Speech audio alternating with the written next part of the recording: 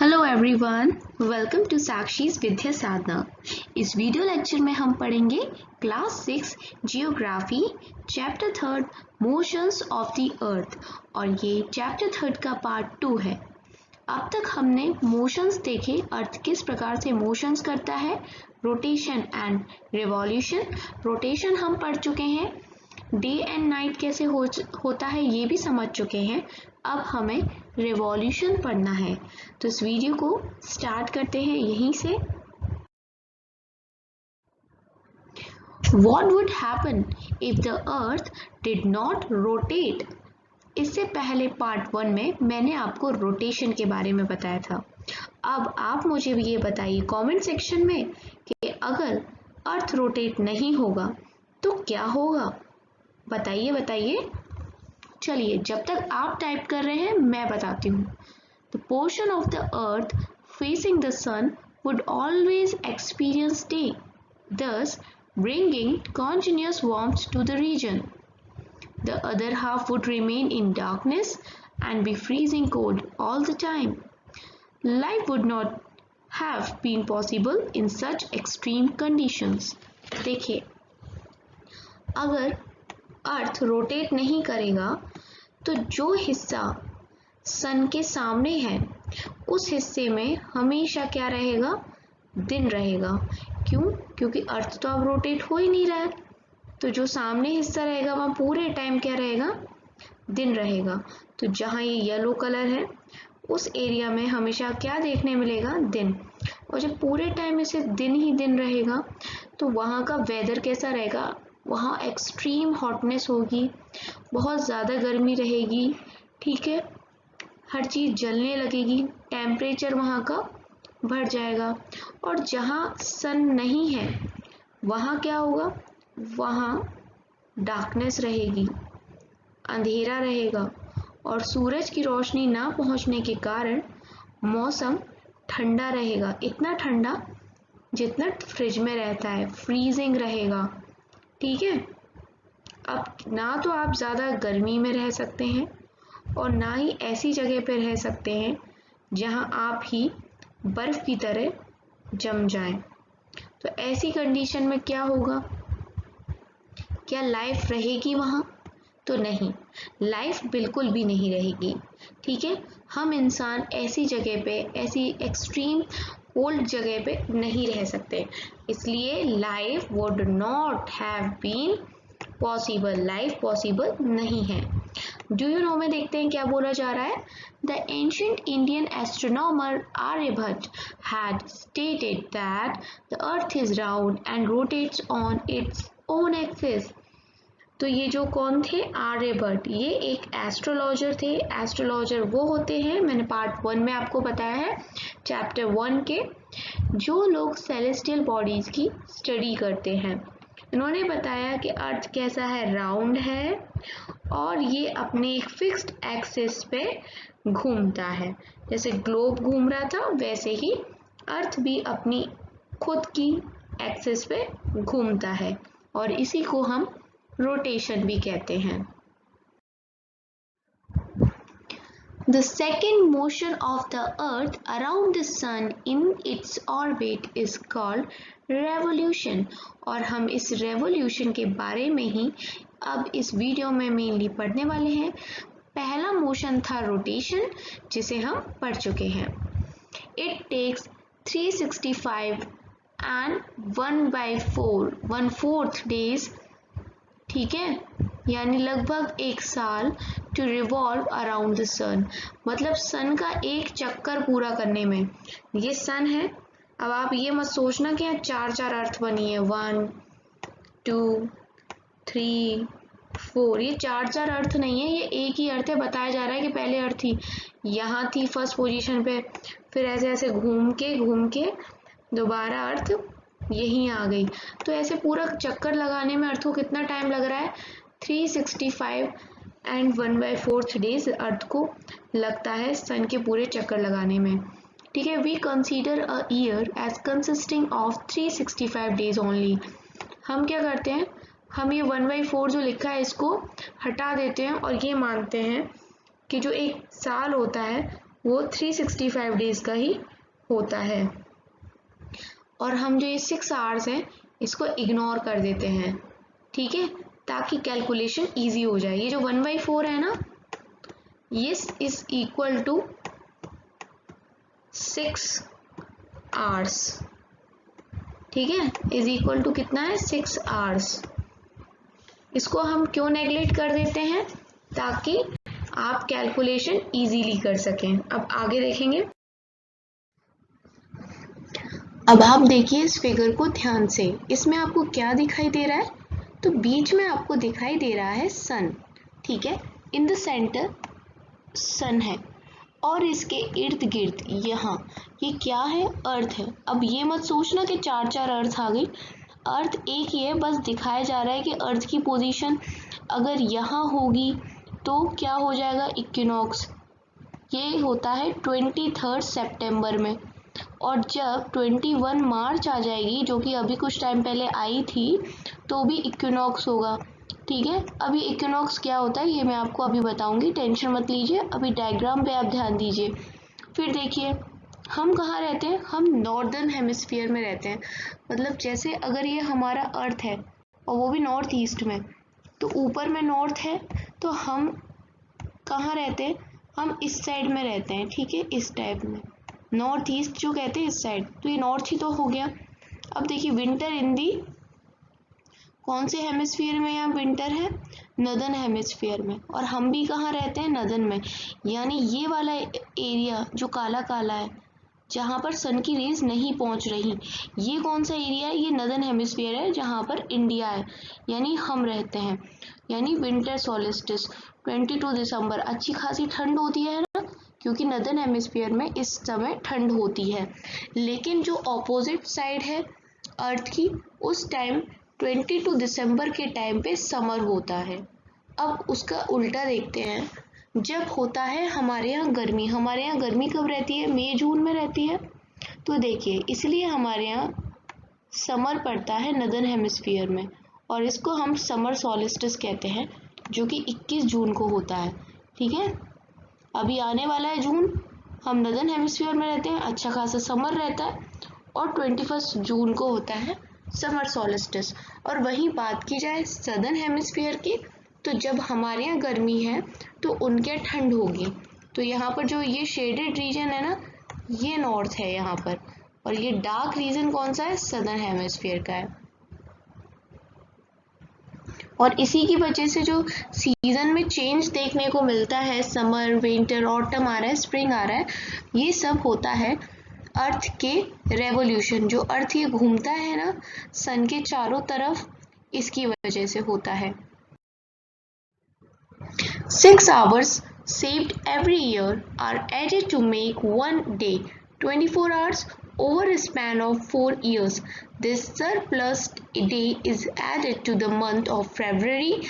Thus, every 4th year, February is of 29 days instead of 28 days. Such a year with 366 days is called a leap year.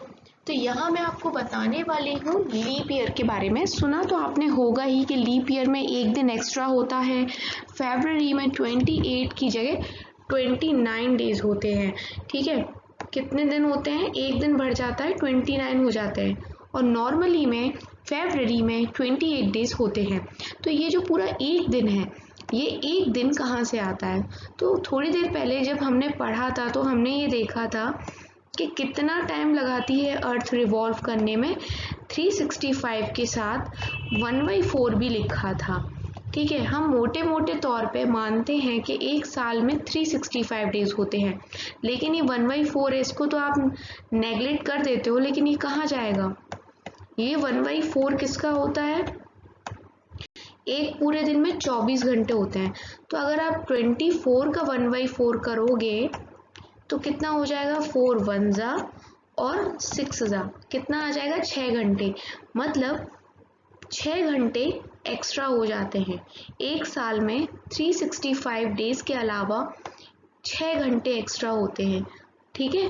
और अगर ये 6 घंटे 4 बार हो जाएं 4 साल में, तो 6 6 6 4 बार अगर आप प्लस करोगे तो कितना हो जाएगा 24। और 24 घंटे कब होते हैं? जब एक दिन होता है। एक दिन में 24 घंटे होते हैं। तो हम कह सकते हैं कि 4 साल बाद एक दिन एक्स्ट्रा हो जाता है and that is called a leap year. इस लीप ईयर को हम फरवरी में इंक्लूड कर देते हैं, जिसकी वजह से फरवरी 29 डेज की हो जाती है। ठीक है, ये चीज़ यहाँ पर आपको क्लियर हो गई। अभी हमने जो एक फिगर देखा था इससे पहले, उसमें आपने देखा था कि किस तरीके से जो अर्थ है वो सन के चारों ओर चक्कर लगाती है। एक इस तरह का शेप आपने पीछे देखा था। ठीक है, अगर यहाँ बीच में यहाँ सन है तो कुछ इस तरीके राउंड इस तरीके के शेप में, that is called elliptical orbit, जो अर्थ है घूमती है। कभी कभी घूम के यहाँ आ जाती है, कभी घूम के यहाँ आ जाती है, कभी यहाँ आ जाती है और कभी यहाँ आ जाती है, and sun in the centre. तो ये जो शेप होता है इस टाइप का, दैट इज कॉल्ड इलिप्टिकल, और ऑर्बिट में घूम रही है इसलिए हम इसको इलिप्टिकल ऑर्बिट कहते हैं। Notice that through out its orbit earth is inclined in the same direction. अगर हम एक चीज़ नोटिस करें, आपने फिगर में देखिए, बुक खोलिए, कि अगर नोटिस किया जाए तो अर्थ एक ही तरफ से इंक्लाइंड है, डायरेक्शन अर्थ का एक ही है, मतलब इस तरीके से एक ही साइड वो झुका हुआ है। A year is usually divided into summer, winter, spring and autumn seasons. हम ईयर को, जो हमारा साल होता है, उसको अलग अलग सीजन में डिवाइड करते हैं। अभी कौन कौन से सीजन्स होते हैं? समर, जो आपको कई बच्चों को बहुत पसंद है क्योंकि समर में हॉलीडेज होते हैं। दैन विंटर, विंटर पसंद है, अच्छा अच्छा खाने में मज़ा आता है, चाय पीने में मज़ा आता है। एंड स्प्रिंग, स्प्रिंग में नए नए फूल पत्तियाँ उगती हैं। एंड ऑटम, पतझड़ का मौसम, ठीक है, नए नए पत्ते, मतलब जो पुराने पत्ते होते हैं वो गिरते हैं, पतझड़ बोलते हैं इसको। Seasons change due to the change in the position of earth around the sun. अब ये जो सीजन आ रहे हैं पूरी एक साल में, ये क्यों आते हैं? क्योंकि जो अर्थ है वो अपनी पोजीशन को चेंज करता है। इस तरह की इलिप्टिकल सरफेस जो होती है, बीच में सन होता है, कभी अर्थ यहाँ होता है, कभी यहाँ होता है, कभी यहाँ, कभी यहाँ। तो इस सब से क्या होता है, सीजन्स में चेंजेस आते हैं। लेट्स डू, हमें एक एक्टिविटी करनी है यहाँ पर। Do you know how to draw an ellipse? Take a pencil, 2 pins and a loop of thread. हमें यहाँ पर बोला जा रहा है कि क्या आपको एलिप्स ड्रॉ करना आता है, तो इसके लिए आपको क्या क्या लेना पड़ेगा? एक पेंसिल लेनी पड़ेगी, 2 पिन्स लेनी पड़ेंगी and a loop of thread, और थ्रेड धागा लेना पड़ेगा। Now fix these pins on a paper as shown in the figure. अब देखिए इस फिगर में एक पिन तो हमने यहाँ लगा दी है और एक पिन हमने यहाँ लगा दी है। Put the loop on a paper and closing these 2 pins inside the loop. और आपको जैसे ये धागा दिखाई दे रहा है ना, ये यहाँ पर इस तरीके से हमें इस धागे को लगा देना है। Now hold the pencil and draw the line, keeping the thread tight and moving the pencil along it the represent ellipse। अब देखो इससे खींचते हुए यहाँ हमने पेंसिल लगाई, अब जैसे अपन इसको ऐसे चलाएंगे ना पेंसिल को एकदम टाइटली, तो ये जो आपको अंदर ये ड्रॉ हुआ दिख रहा है, ये इलिप्स ही तो है, तो इलिप्स ड्रॉ हो जाएगा। तो इस तरह की एक्टिविटीज़ करके देखिएगा, मज़ा भी आएगा और आप सीखेंगे कि कैसे ये चीज़ें वर्क करती हैं। Look at the figure 3.3. You will see that on 21st June, अभी जो हमने एक फिगर देखा था कि 21st जून को नदर्न हेमिस्फीयर में, यानी जहाँ हमारा इंडिया है, is tilted towards the sun, सन की तरफ टिल्ट रहता है। The rays of the sun fall directly on the tropic of Cancer। देखिए 21st की अगर बात करी जाए तो इस टाइम पे जो नॉर्थ है, जो नदर्न हेमिस्फीयर है, वो इस तरफ होगा क्योंकि सन इधर है, सन की साइड में होता है, तभी तो 21 जून में हमारे यहाँ गर्मी रहती है। तो सन की जो डायरेक्ट रेज है ना, वो कहाँ पड़ती हैं? ट्रॉपिक ऑफ कैंसर पे पड़ती हैं। I think I should make diagram once again. दोबारा बनाती हूँ और इस बार पेन से बनाती हूँ। देखिए ये है अर्थ ठीक है। अब 21 जून को आपको कॉमन सेंस से पता है कि हमारे यहाँ गर्मी रहती है और हम इंडिया में रहते हैं, इंडियन नदर्न हेमिस्फीयर में। तो ऑब्वियस सी बात है कि ये वाला रीजन जहाँ मैं ये लाइंस खींच रही हूँ ये नदर्न हेमिस्फीयर है, ये साउथ है पीछे वाला, और यहाँ हमारा ये सन है। अब आपको मैंने कुछ टाइम पहले और वीडियोस में बताया था, प्रीवियस चैप्टर्स में बताया था कि बहुत सारी इमेजिनरी लाइंस है अर्थ पे, जैसे क्या क्या है, इक्वेटर है, ट्रॉपिक ऑफ कैंसर है, ट्रॉपिक ऑफ कैप्रिकॉर्न है, ठीक है। इस तरह की अलग अलग रेज हैं, आर्टिक सर्कल, एंटार्क्टिक सर्कल। अब ये सन है, सन की डायरेक्ट रेज कहाँ पड़ती हैं, ट्रॉपिक ऑफ कैप्रिकॉर्न पे पड़ रही हैं, और हम भी नदर्न हेमिस्फीयर में रहते हैं। तो as a result these areas receive more heat. और अगर आप किसकी बात करें, इंडिया की बात करें, तो इंडिया समवॉट कुछ इस तरीके से ही दिखता है, इस तरह से, फिर नीचे कुछ इस प्रकार से है। तो जो बीच में से एक लाइन है जो इंडिया को एकदम बीच में से डिवाइड करती है, that is tropic of cancer, ठीक है, ट्रॉपिक ऑफ कैंसर। और ये ट्रॉपिक ऑफ कैंसर यहाँ से भी पास करती है, तो ये हम कह सकते हैं यहाँ कुछ हमारा इंडिया है। तो यानी कि ट्रॉपिक ऑफ कैंसर पे सीधी सीधी रेज पड़ रही हैं, किसकी किसकी पड़ रही है रेज, सन की। तो जब सन की सीधी सीधी रेज पड़ेंगी ट्रॉपिक ऑफ कैंसर पे, तो हमारे यहाँ गर्मी रहेगी, इसलिए हमारे यहाँ इस टाइम पे काफ़ी गर्मी होती है। अब आगे देखेंगे, the areas near the pole receives less heat as the rays of the sun are slanting. लेकिन देखिए ट्रॉपिक ऑफ कैंसर पे पड़ रहा है, लेकिन ये जो पोल्स हैं ना ऊपर, यहाँ पर सन की ज़्यादा रेज नहीं पहुँच पाती, इसलिए जो पोल्स की जगह है वहाँ पर ठंडा मौसम रहता है क्योंकि हीट नहीं पहुँच पाती।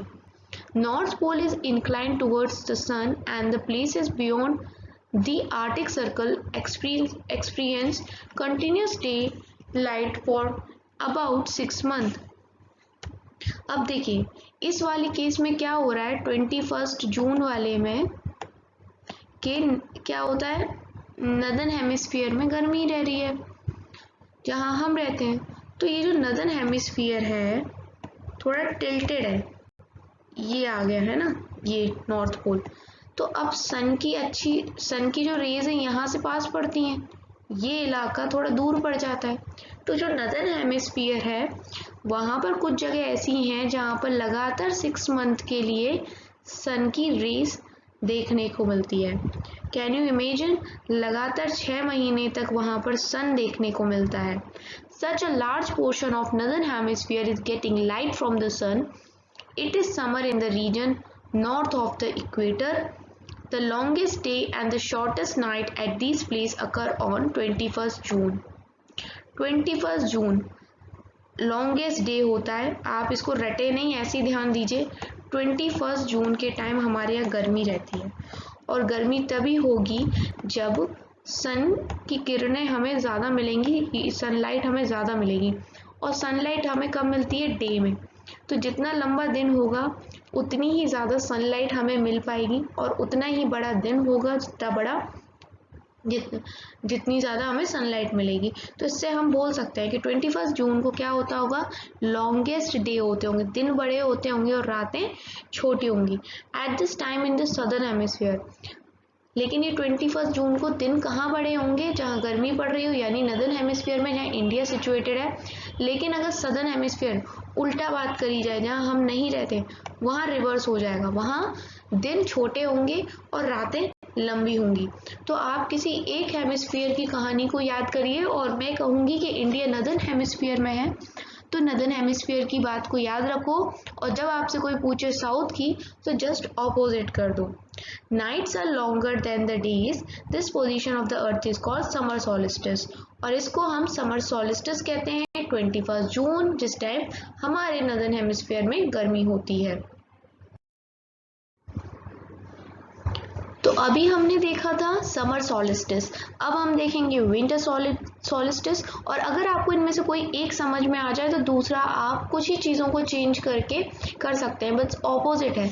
जैसे आपको बस डेट याद रखनी है, वो 21 जून को पड़ा था समर सॉलिस्टिस और 22 दिसंबर को पड़ेगा विंटर सॉलिस्टिस। हम इसे इंडिया के केस में पढ़ रहे हैं इसलिए आप विंटर सॉलिस्टिस बोलेंगे। विंटर कहाँ पर होगा इस टाइम पे? हमारे इंडिया में, जो भी नदर्न हेमिस्फीयर है वहाँ पर। अब समर सॉलिस्टिस में हमने ट्रॉपिक ऑफ कैंसर की बात की थी, यहाँ हम बात करेंगे ट्रॉपिक ऑफ कैप्रिकॉर्न की। जैसे कि पहले क्या हो रहा था कि ट्रॉपिक ऑफ कैंसर पे सीधी रेस पड़ रही थी सन की, अब पड़ेंगी ट्रॉपिक ऑफ कैप्रिकॉर्न पे डायरेक्ट रेस पड़ेंगी सन की।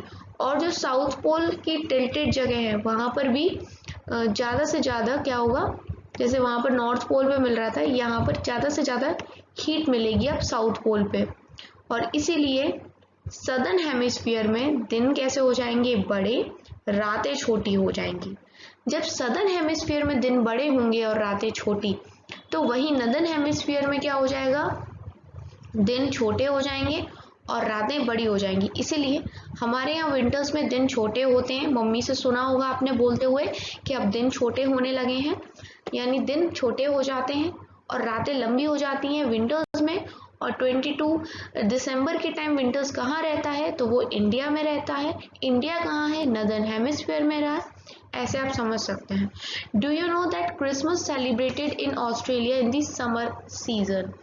और इसलिए अगर देखो ऐसा क्यों होता है, हमारे यहाँ जो ये 25 दिसंबर को हम क्रिसमस सेलिब्रेट करते हैं और उस टाइम क्या होता है, ठंडी, अच्छी खासी ठंडी होती है। लेकिन अगर ऑस्ट्रेलिया की बात की जाए तो सेलिब्रेट वो भी 25 दिसंबर को ही करते हैं, बट उनके क्या होता है, समर होता है। और वो समर इसीलिए होता है क्योंकि जो ऑस्ट्रेलिया है वो नॉर्थ में नहीं है, साउथ में है।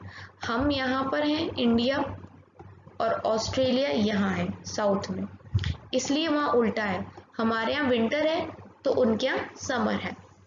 On 21 March and September 23 direct rays of the sun fall on the equator. अभी आपने सॉलिस्टिस पढ़ा, विंटर और समर। अब हम देखेंगे इक्विनॉक्स। ऊपर नीचे में दो इक्विनॉक्स करके भी लिखा था आपको, बस इसमें क्या करना है, मेन चीज डेट्स याद रखिए, 21 मार्च और सितंबर 23। इस दिन क्या होता है कि सूरज की किरणें डायरेक्ट इक्वेटर पे पड़ती हैं, इन दोनों ही डेट को, मतलब ये इक्वेटर है तो डायरेक्ट इधर ही पड़ेंगी। कौन कौन से दिन? 21 मार्च और सितंबर 23 को। तो इसकी वजह से क्या होता है कि इक्वेटर पे जो भी जगह रहती है वहाँ काफ़ी ज़्यादा हीट होती है और जो दिन और रात होते हैं वो बराबर के हो जाते हैं। जैसे दिन कितने घंटे का होता है? 24 घंटे का, तो बराबर कैसे होंगे?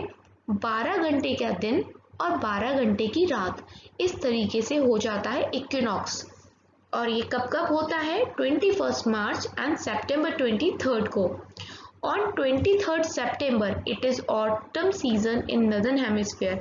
और सितंबर में क्या होगा? ऑटम सीजन आ जाता है कहाँ?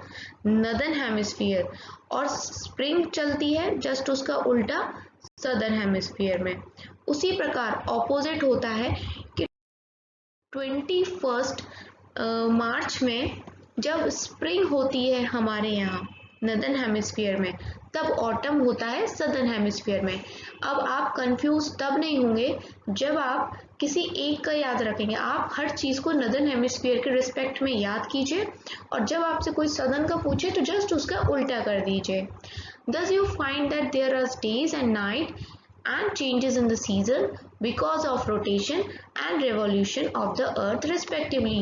तो आपने इस चैप्टर में सीखा कि दिन और रात रोटेशन की वजह से होते हैं और जो सीजन्स बदलते हैं वो रेवोल्यूशंस की वजह से बदलते हैं।